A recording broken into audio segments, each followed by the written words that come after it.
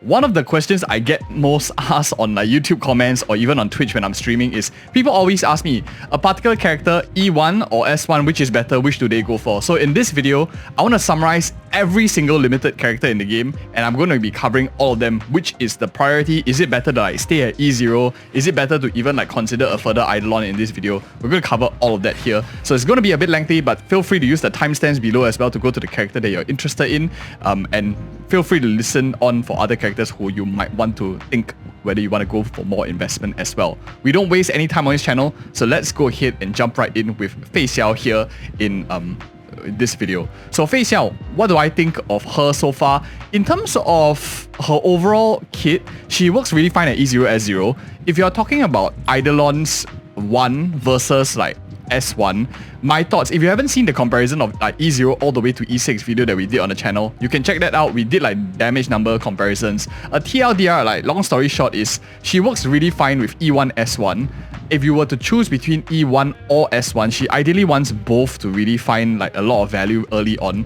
If I were to choose between the two, I probably would choose E1 between S1 because you simply have a lot of better alternatives in terms of the S1 category. For example, you already have like the free-to-play cruising the Stellar Sea. If you have Seele's Light Cone, you have Boothill signature Light Cone, they are all good alternatives already from the testings that we have done as well. So for Fei Xiao, long story short, E0, S0 good enough, but if you really wanted to, E1 is stronger than S1. Ideally, you want to go for both, and she caps off at utility at like E2, S1 if you really wanted to like min-max her. The rest of them is just a pure luxury at that point. So that is my opinions of Fei Xiao. The next question that I get a lot from Robin, and I'm doing like all the banner character first for the current version, and then we will go on to like other characters so that it becomes like more condensed for any of you making a decision-making process on the different banners.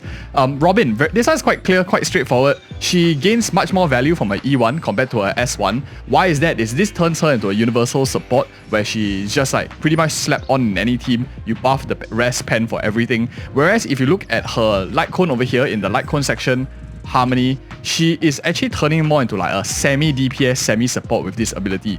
So you gain some energy regen when she's not using her ult. After she uses her ult, you gain a self-damage buff, attack buff, and whole team damage buff of 24%. So this is great for like a DPS kind of Robin. You want to build her a bit more for damage. So depending on your angle, if you're going for support Robin, E1 offers a lot more long-term value. If you're going for DPS Robin, damage Robin, S1 offers a lot more value for your Robin. Generally, most people on the street, E1 will likely offer a lot more value because you can get by with a lot of the other decent harmonic light cones in the game already. That is probably my recommendation for a character like Robin.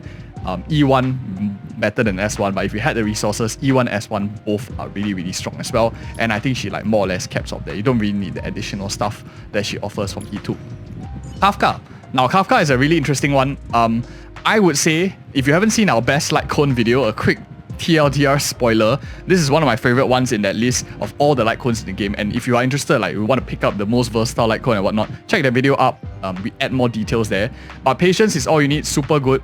I think that it supersedes like her E1 and E2 way much more. But if you really wanted to like min-max Kafka, I think that you shouldn't stop at E1. You should go E2 to increase her utility by increasing like DOT. Here you also increase DOT damage. So E1, E2 Kafka are probably where I'll stop. But if you're telling me the priority of what to pick, you probably will want to go for S1 Kafka first, then E1 and eventually E2 if you are a Kafka main and want to like progress that character further. But E0, S0 works quite fine as well as with most DOT characters in the game. The other DOT character in the game, which is Black Swan. Now, Black Swan is a character that I get asked quite a lot as well, whether her signature is better or whether you go for E1. So the thing about Black Swan is she's generally focused as a DPS, but E1 over here is like a semi-support kind of thing. You want in the earlier parts more DPS, so her signature offers you a lot more value from the additional attack stat. It offers you a lot more as well from the signature. Let's just go into the data bank here and I can show you the exact stats.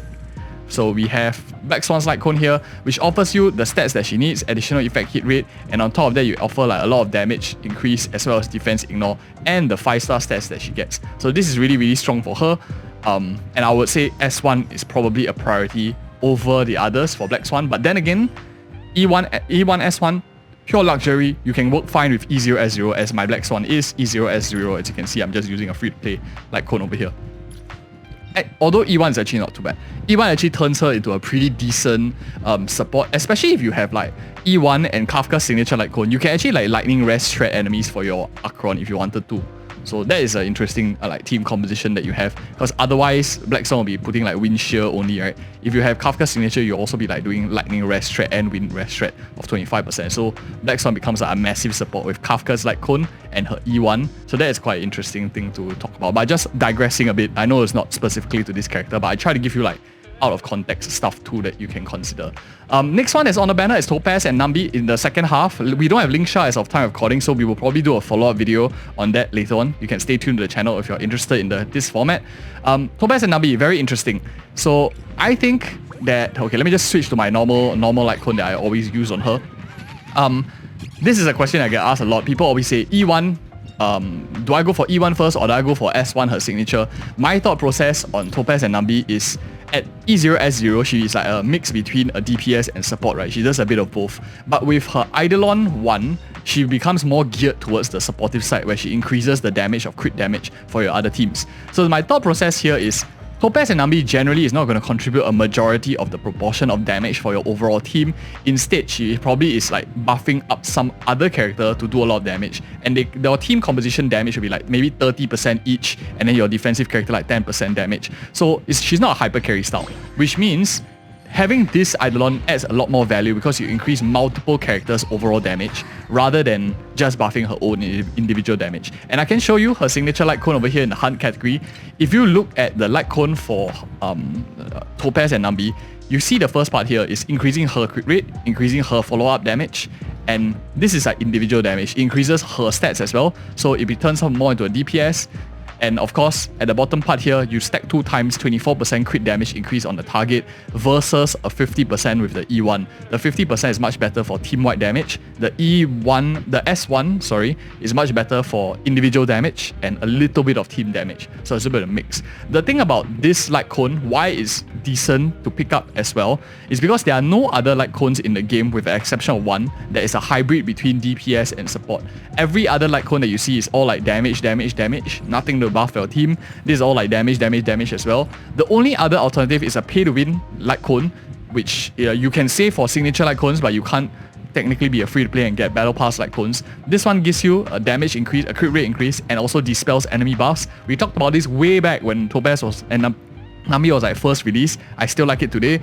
It turns her at least into some kind of utility, still give her good stats, and is higher than other 4-star light cones as well. So this is a good alternative for $10, $15. If you like the game so far, you don't mind spending some money, you can consider picking this one up for her. Overall, nutshell, I know I took a bit more time on Topaz and Numby, but I wanted to elaborate since I get asked this quite a bit. I think E1 is probably higher value. S1 not as urgent, but E1 S1 is very, very fantastic still. But E0 S0 is where I'm at. I'm stopping at that because I have this battle pass light cone, and that's my thoughts for Topaz and Numby. So now that we finish all the banner characters, let's go on in the list. Like, let's just go along this like sequence so that it's much easier for any of you who are watching the video to actually follow through for the characters that you really wanted to. Jiaoqiu. Now Jiaoqiu, in my opinion, he works fine with like his Resolution Shines of Pearl of Sweat or some other light cone. I don't think S1 is super necessary, and I'll elaborate in a bit.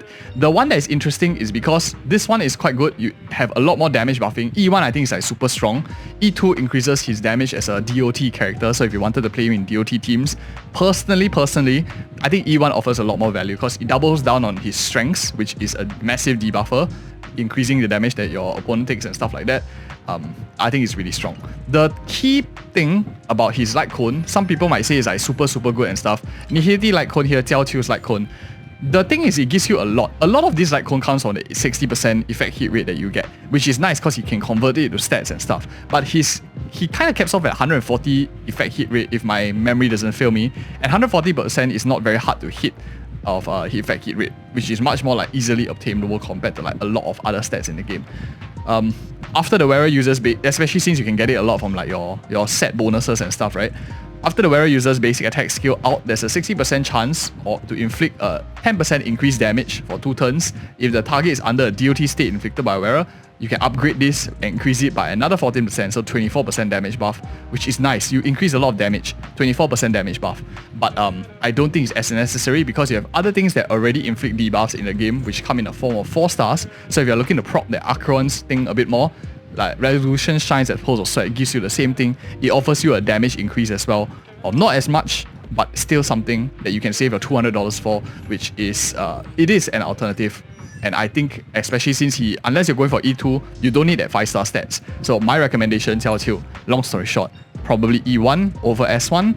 But if you go for E1 S1, you might as well go for E2 S1 since he becomes more of a damage dealer with the 5-star stats too. That is for him. Next, Ruan Mei. Ruan Mei is quite easy to say. I think that the main thing is this one is like really OP. Robin's E1 and Ruan Mei's E1 is like probably... okay, it depends on who you define on par, right? The ultimate zone, I think there's a cooldown. If I'm not wrong, for her ultimate, there's a 1-turn shot. So when you out the zone here, you last for 2 turns unless you have a E6. And her rotations are generally 3 turns. So while Robin may have a near 100% uptime in the right teams, Ruan Mei does have a downtime without her E6. So that is one important thing to note about her E1. But they're both strong, they're both very generic. A lot of like target defense shredding, 20% defense ignore, and 24% like rest pen, massive amounts. The key thing about Ruan Mei is she does want a lot of break effect. She caps off, I think, at 180% to get her maximum efficiency in terms of the conversion trace, which is this one over here. Because once you hit like 180 break effect, then you will be able to get the maximum damage buff that you can get off this 36%, which is not easy to hit for a character like Ruan Mei. And that is why signature like this gives you a lot of break effect, which is different from Jiaoqiu, who was like, nice that they are side by side, so we can talk about the difference. One is at 140, one is at 180, which is a lot higher to hit. So you get a lot of these damage bonuses from getting this break effect and helping your rotations, 3-turn rotations also, to become very smooth. Because then you can like equip her with like everything effect regeneration to have that very nice 3-turn rotation for her, which allows you to be like very, very smooth.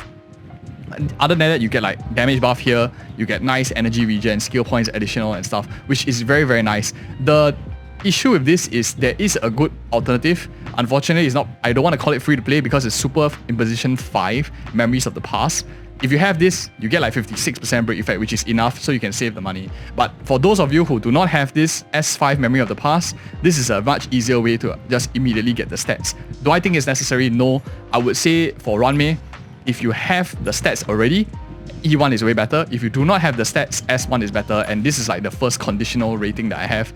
Don't go for E2. I don't know why I did that, man. I think I probably got it early or something. But E1, S1 is probably like good enough for most people too. That is for Ruan Mei. I would keep her like E0, S0 if you have Memory of the Past. Acheron. Now this one is a fun one. Let's just summarize it. E1 is dog shit. Like unless you are stopping at E1, unless you got lucky and you're like waiting to go for E2 on a rerun, don't stop at E1, like please. This is not very useful. It's like crit rate is great, nice and all, but her S1 is way better. Her S1 is probably like way better. Like if you were to pick one in any day, I'll pick this like 10 times over and the other one like nothing, unless I'm planning to go for E2 eventually. But you will still want E1 before you go to E2. The reason for that is there are very little alternatives in the game for her. Currently, as of time of recording in 2.5, we have only 2 alternatives, 3 at most. If you have them at S5 at the super imposition level for the 4 stars, this gives you a lot of crit damage. It gives you a lot of additional debuffs, which helps her make her stacks faster, increases her damage. What are the alternatives? You have a Good Night Sleeper at S5, which every Nihility character wants to use. This is okay, increases some damage, doesn't do anything for getting her stacks faster, doesn't help her crit faster as well. We have the new one, which was introduced, this Boundless Choreo. I think it was introduced in 2.2 or something like that. Gives her crit, gives her additional damage, doesn't apply debuff, so she doesn't improve her rotation speeds as well for her uptime. And it's 4 stars, and you need it at higher rarity so you can get the crit rate and damage numbers up too. You have Resolution Shines or Pearls of Sweat, which gives you that debuff so you can have her rotations better, but it does nothing to increase her damage in terms of crit ratios. And you could argue that maybe Patience is all you need, is decent as well, because you can have speed, you can have this, some damage, some additional speed, and some debuff that you inflict on the enemy. So Patience is all you need is like an alternative, but very difficult to compete with along the passing shot is just like so good. E0 S1 Acheron is like probably a massive damage increase. I also have a comparison E0 to E6 Acheron, same way that we did for Fei Xiao. You can check it out on channel if you're interested. If any of you who are planning to go for like E1 S1 all that stuff, you want to see the actual numbers, but these are just like a summary of my thoughts. E1 not worth it. E2 S1 is probably like the optimal for Acheron. You can feel a huge difference between E0 S0 and E2 S1. It's just like worlds apart, like as if you're playing totally different characters at that point. Reason for that, of course, because you do not need the 2 nihility, which means you can swap out 1 nihility and slap in like a Ruan Mei or Robin or something, or Sparkle, and there's like ridiculous amounts of damage. So, next up we have HuoHuo. Let me just give you a quick summary. Most harmony abundance characters, I don't think their E1 S1 is useful, and even more so for like HuoHuo. So long story short, HuoHuo E0 S0 is like fine, but if you really wanted to push it, you're like a HuoHuo main or something, let's talk about E1. Duration of Divine Provision talents increase, yeah, sure, it's great. When HuoHuo possess this, speed increases by 12%, okay, decent as well, but I don't think it's anything significant. Speed buff is nice, but we haven't really had a state in the game where we like really need every bit of speed, so unnecessary. Her signature light cone is also not very significant, and I can show you that here.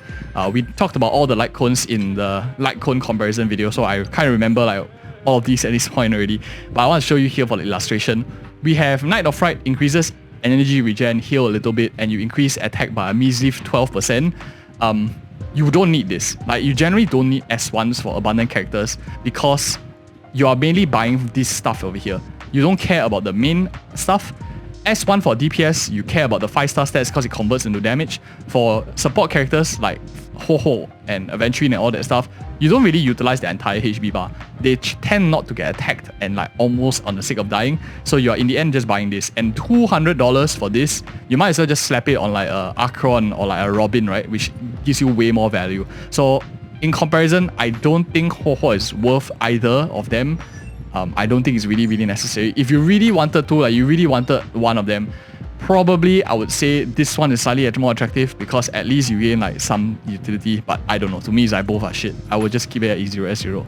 On the flip side, however, Xuan, if you notice here, this is the signature right here. This is a character that I think is worth it to actually get something, and let me talk about it real quick. HP here, she has 10k, I just made her 10k HP with a signature light cone. I think it's like quite impressive, right? 5 digits HP makes her more chungus. This character works fine also at E0 S0. It's a luxury to go for anything more, but let me explain my thoughts on E0 S0. For Xuan's E0, super strong. You get a 30% knowledge effect increase, which is the one that already buffs the crit rate. So you get crit rate, crit damage buffing from a supposedly defensive character. Massive amounts, 30%. So E1 is actually very good also. Other than that, her signature light cone here increases. First, it gives her massive amounts of HP. It gives her even more HP in the subs, it gives her ER, and it gives damage reduction throughout the team, and at the same time, you have a healing effect throughout. If we take like the healing effect throughout, you take away like the damage reduction throughout and energy regen throughout. One reason why this light cone is much better than compared to like the other abundance characters is Xuan is the only defensive unit in the game that utilizes her entire HP bar. What do I mean by that is, if you have a super chungus HuoHuo sitting on the field with like 6k HP or something, the enemy attacks your Acheron, the enemy attacks like your Ruan Mei or something because she doesn't have aggro draw, right? HuoHuo doesn't have aggro draw. You're just basically sitting with a huge invested $200 signature light cone, massive stat HP pool and stuff that's not taking any damage, so you're not using the money that you spend. Xuan, on the other hand, every time your teammates get attacked, regardless whether they hit Xuan or hit your teammates, her HP bar is converted to damage reduction for your rest of your team. So you are utilizing every inch of money that you spend to convert to helping your team in some sense. So that's why I think like the value for Xuan in terms of signature light cone and 5-star light cones go up slightly because of this unique aspect that she's using actual stats rather than just sitting your team like 10k HP and not taking any damage at all because no one's hitting her. That'll be like such a huge waste. So Xuan, great for that. To compare between the two of them, I think E1 offers a lot more value because the 30% crit damage is very significant for your main DPS. Compared to this one over here, which is really just preventing her from getting one shot and quality of life features that she has, I really just pulled this because of aesthetic purposes. I really wanted that 10k HP just for fun. But overall, I think E1 offers a lot more value than S0, especially S1, I mean, since you have a lot of good alternatives. For example, Lando's Choice gives you 24% damage reduction, which she loves. Very strong. You have team-wide damage reduction here. that you can get if you have this also is decent option. You can go with other options like Trend of Universal Market and stuff, which offers her like access to like be applying like some kind of burn or something on the enemies. So she has quite good flexible options already. I don't think her signature is necessary, but I just use it anyway because I want the 10k. That's my thoughts on her. Next up, Boothill. Boothill. This is an interesting character. Okay, these are not my usual relics. I run like crit heal, but I think I swapped it out here and there. But for this video, let's just specifically talk about E1, S1. In my opinion, Boothill does inner damage 16% here, trick shot here, doing some stuff. I think that he does a lot better with a bit of his signature light cone instead. His signature light cone offers him unique stats that I think otherwise he can't really easily find, sailing towards a second life. It gives him break effect, which he scales off with, allows you at least a bit of flexibility in case you don't really want to run with like only Harmony MC. You want to run like Ruan Mei and some other, maybe a main DPS, sub DPS kind of thing. So you don't need like a double Harmony kind of team composition. Break effect ignores damage, 20% of target's defense, which is similar, very similar to like his E1. So I think for Boothill, E0, S0 is like way better than his E0, his E1. That's my thoughts. But I play him at E0, S0. If any of you have like more comments on these characters, I'll be definitely happy to listen to as well. Argenti, this is a fun one. You can see straight away that I'm using a light cone that is very similar to his main one over here already. But let's talk about his E1 first. Each stack of Apotheosis additionally gains crit damage by 4%. Now, I can't remember at the back of my mind how many stacks he can goes up to. It goes up to 10 stacks. So he gives him like 40% crit damage at his E1. That is quite massive amounts of crit damage that he can get because it's additionally increased by crit damage by 40%. To me, the benefit about this, so let's compare that 40% versus his signature light cone, right? Versus Erudition light cone here, we have instance before gaze. 40% in the E1, this gives him 36% crit damage over here. And at the same time, your damage increases, whereas ultimate based on their max energy. So you gain a lot of damage buff for their max energy already, which is quite a lot of damage. And most of his damage does come from his out too. So between the two of them, probably this one is way better. Unless you have like Jing Yuan's light cone already, right? If you have Jing Yuan's light cone over here, which is before dawn, you get a similar 36% crit damage. Whereas this one here, I mean, his E1 gives you like 40% stats. So I would say E1 is not as important as S1. S1 likely offers you a lot more value. The one thing, of course, is today is another peaceful day. It gives you a very generic ability already. So you don't really need to force yourself to go for that E0, that E1 or the S1. I mean, the S1, because this is quite similar. But although it's like a battle pass light cone. So if you're just looking for the additional damage here, you gain quite a lot of this. And this one increases whereas damage, whereas Argenti's light cone increases whereas ultimate damage. So arguably speaking, today is another peaceful day, might be a bit more versatile than this one here, which increases damage of the whereas out based on the max energy. So that is one thing to take note of. Not as super versatile as the battle pass one, especially if you have it at higher super impositions. That's my thoughts on Argenti, overall characters, kit, and yeah. So let's move on to the next one, which is Yunli. I honestly think this is an E0, S0 character. Some people have been saying like, oh, E1, S1 is not too bad. Her islands are not too bad, but let's go ahead and talk about it, right? So here, you increases the damage of Slash and Call by 20%, which is nice. Increases the number of damage instances by 3, which is also very nice. What I really like about this character's islands is probably in like her 6, where you parry or not, you immediately proc, so you can start auto-battling with her. I'm an auto-battler by general playstyle. So I don't think E1, E2 is like super critical. It is nice for a bit more damage, but probably her light cone might be more interesting. Then again, I'm not super pro light cones for destruction characters like Yunli, because on the 4 of the Aeon is already like good enough. But let's take a look at this one and talk about it. Greatly increases whereas chance of getting attacked, increased crit damage by 36%, which is really nice, helps aggro draw, decently versatile. After Wearer uses out, receives 1 stack of Fire Dance, lasts for 2 turns, and stacking up to 2 times. She can like use her out twice. Each stack of the Fire Dance increases the damage dealt by Wearer's for attack by 36%, which is pretty strong. You have more aggro draw, it gives you good amounts of stats that she gets, and also ability to like build up this Wearer's follow-up attack damage, which is a bulk of her counter damage anyway. So it's like a massive amounts of damage that you can get when you counter. Since each stack is like 36%, I would say S1 for Yunli is like way stronger. So E0, S1 for Yunli over anything else. That is my thoughts for that character. Firefly, I'm going to go over this real quick because I actually don't play a lot of Firefly. If you guys want to add more comments, please feel free to leave in the comments below. This is like one of my least played characters. As you can see on the channel, I hardly make Firefly guides. If I don't like the character, I generally don't make it. And that's just me, that's my personality kind of thing. I only do things that I really want to do. I think E2 is really strong. E2 is probably really good for her. E1 here doesn't consume skill points, just feel a bit better for me. But you know what? I'm just going to like leave this to you guys in the comment section and I'll just cover it on another day. I don't want to like talk things that I'm not like 100% sure of. This video is like the rest of the characters more or less I'm familiar with, except Firefly is the only exception. Jingliu here. Let's talk about Jingliu's light cone. Do I think this is necessary? I think this is good for her. But her Eidolon one, let's see. She does use 24% damage increase, crit damage increase when using her out enhanced skill if only one target is attacked. I think this is quite decent, right? It helps hedge the risk of what if there's only one target on the field, similar to like the Argenti's ultimate form. But between the two of them, E1 or S1, clearly I would say like S1 is like way stronger for DPS characters most of the time. So I would say S1 definitely way better for Jingliu. E1 is okay as well, but I would say for today's day and age, not as important anymore. S1 if you really wanted to still make her like somewhat playable. Jing Yuan, quite easy. This has been talked for a long time. E1 is like lightning law attacks, the damage multiplier on enemies adjacent target enemy increases by an extra amount equal to 25%. This is like S1 by any means, like way better. S1 on Jing Yuan probably is the right choice to do. Blade here, he's like absolutely naked. I do have his signature here though, so let's just slap it on him just for this video here. We have Eidolon 0, Eidolon 1, which is damage increased by a single target with the increased amount based on his current HP. Max tally, yeah, this is not very important, just increases his single target damage. The light cone offers him a lot more utility. It gives him crit, it gives him HP, more chungus. So whenever he's attacked or saps his life, which is practically every time he gets a damage increase, 100% able to use this uptime. No other light cone gives him like that same amount of uptime, except maybe like Yunli's light cone might be okay for him as well. E0, S0 probably is okay if you have like Yunli's light cone, you're using like the free-to-play one from the Herta shop.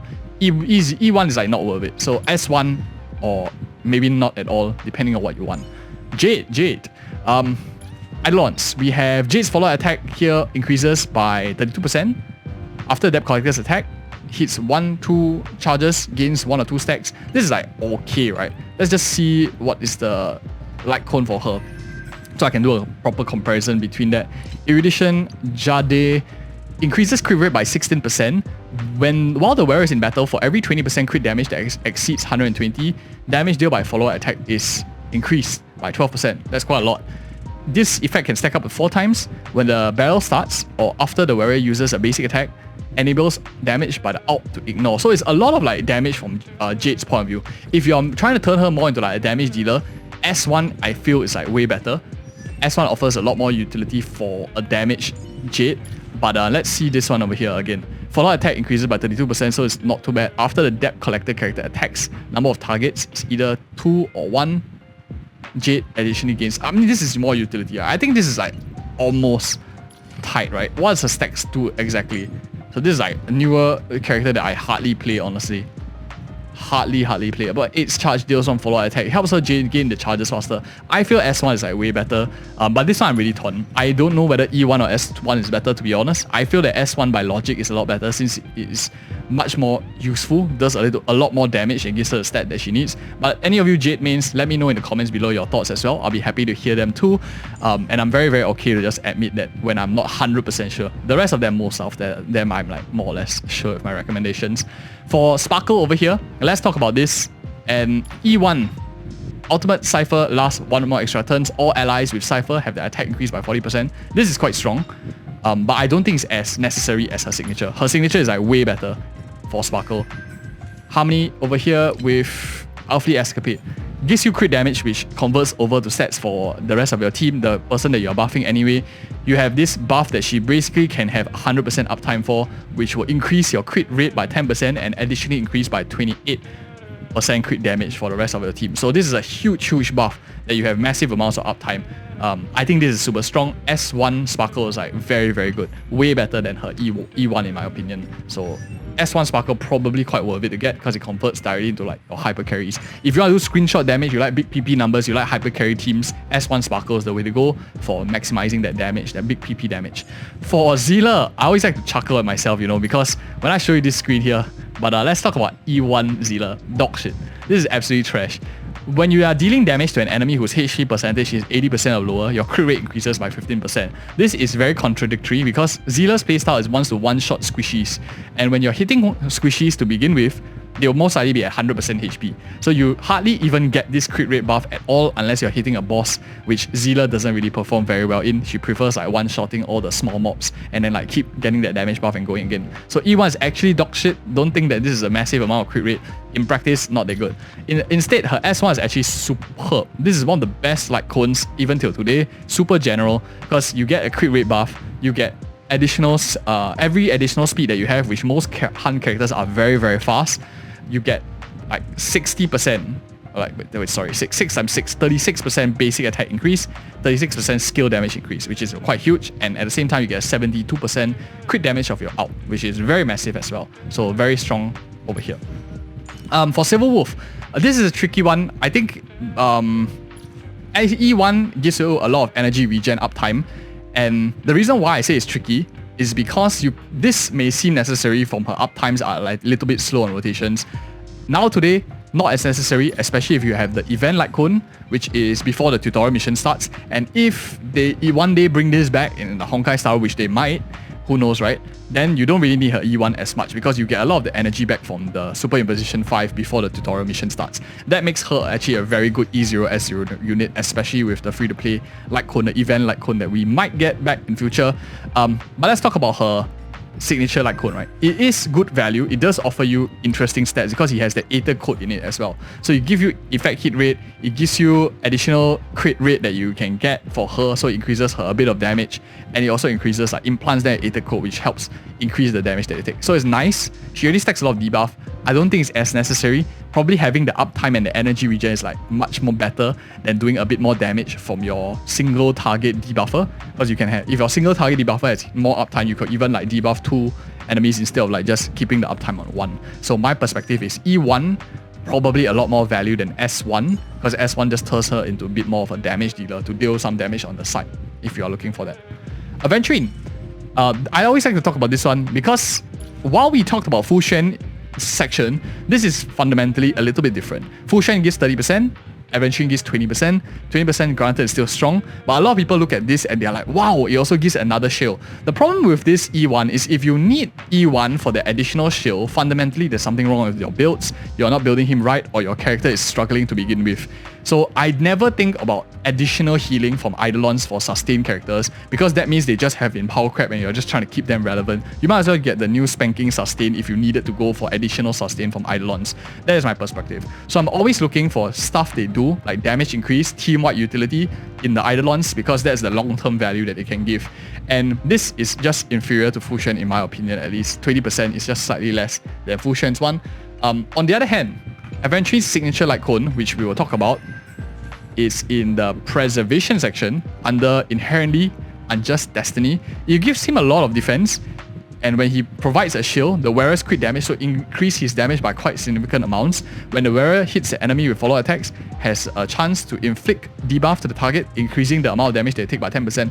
I feel that this is like out of all 4 of the limited light cones for supports, like defensive supports in the game, this is probably like second best. It gives him some sort of damage on his own side, a bit more contributing to the team, since he is like somewhat of a damage dealer. So I would say this is okay to go for. The issue with this light cone is that a lot of other defensive light cones in the game have defense, massive amounts of defense and defense buffing already. So you don't exactly need his signature, because unlike Fucc, not much else like gives HP, right? The rest of them usually give defense and stuff like that. Whereas for Aventurine, a lot of light cones do scale off with defense, and they do have like much better defense stats. So there's like some things to consider as well. But it's still decent. Overall, I'll pick E1 as lower priority, S1 as higher priority for a character like Aventurine. But I think we are left with like very few characters now. Let's go on to the next one here, which is Imbibitor Lunae. Imbibitor Lunae, let's see his E1. I think his E2 is like freaking strong. This is like super strong. So if any of you who wanted to go, like I think E2 is the one that you want to go for eventually if you are super Imbibitor Lunae lover. E1 is like feels like on the way to E2 kind of thing, but the one thing that makes him good and you want to get first is probably S1. So DPS characters, the rule of thumb is like S1, like usually S1 is usually the one that's better, and then E2 or E1 or E2 will be like the optimal to end off with. So this one gives you crit rate, which is nice. Every time you use a basic attack, you have Dragon's Call, 1 stack, lasts for 2 turns. E stack increases attack, increases ER, which he does want quite a bit, so you can have more uptime. Unless of course you have like a battery funneler that funnels all the energy regen. Maybe in future when we have like tons of energy and energy is not a problem because of one character, then maybe S1 is like not as necessary, because you could get by with like some other light cones here, right? You could get by with like maybe a more damage focused light cone. I don't know, a damage focused light cone. Maybe like this one here, I mean this is follow-up attack unfortunately. Maybe a universal one like a Zealous light cone for destruction will be really nice to see. But that's one of the things. Imbibitor Lunae's light cone is a bit of a hybrid between offensive and utility for himself to help you with his rotations, or something that you want to consider. Yeah, so that's my thoughts on him. Luocha, I always like to talk about this. E1 sucks balls, man. This is one of my biggest mistakes in the game. It just gives you attack. Not worth it at all. His signature also not worth it. Just keep it at E0 S0. Trust me, like you will save a lot more money that way. Let me just show you so that we can be comprehensive. But let me show you how dog shit it is. Again, you don't use the main stats here. You get nice attack here. He doesn't do any damage at all. His healing doesn't have much problems at E0 S0, and some energy regen. He doesn't really have much problems with energy regen uptime. This is not very versatile as well because it's attack on an abundance light cone, which is okay-ish, I guess. Each attack regenerates energy up to 3 times this way. After whether you use out speed is like 1 turn. 1 turn is like barely anything in today's age. So absolute waste of money, E1 or S1. Just keep him at E0 S0 and I think your wallet will be very happy. You will be happy too as well. And am I done? Last one, Dr. Ratio. I guess I can consider him a limited character. So let's talk about it. Eidolons for Dr. Ratio. This one I actually didn't really talk about too much on the channel before because I only just covered like E0 back then. But let's cover a little bit of it since he might have a rerun someday.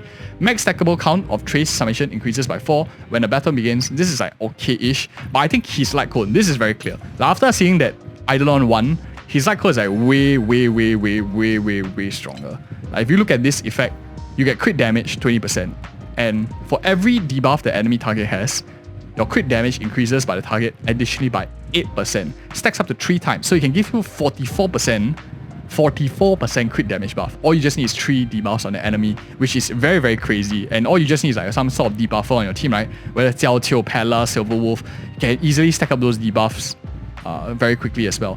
When using ultimate to attack the enemy target, the wearer receives the disputation effect. So not only does it give you 44% crit damage buff, it gives you additional effects too. Increases the damage dealt by 36% when using out. So it's like you get out damage, I think. It's like it says out damage 36%, and enables their follow attacks to ignore 20%. So this is like the only niche part. Your follow attacks ignoring the defense. But that is still fine. You get a massive amounts of stats from this light cone that is like very universal already. I think this is super good, especially since how now like most of the limited hunt characters in the game, if you see, are actually like, let's just filter it, right? Most of them do follow attacks anyway. You have Fei Xiao, follow attacker. You have, okay, maybe not Boothill, Topaz Numby, follow attacker. Dr. Ratio, follow attacker. I do believe Heng has some sort of follower in his kit, but I won't elaborate on that. The only one that probably doesn't have is like Seele, but she's anyway so out of meta nowadays. So Dr. Ratio's icon is like not only universal, but it's also pretty decent on him as well. And I will go for S1 Dr. Ratio instead of the others. And it has been a massive mouthful. Thank you guys if you guys watched the entire part of the video. If you appreciate such content, it took me quite a lot of effort to do. Let me know in the comments below. I'll happy you do like a follow-up with the community's comments too. Really appreciate it, and like and subscribe for more such future content. See you in the next video.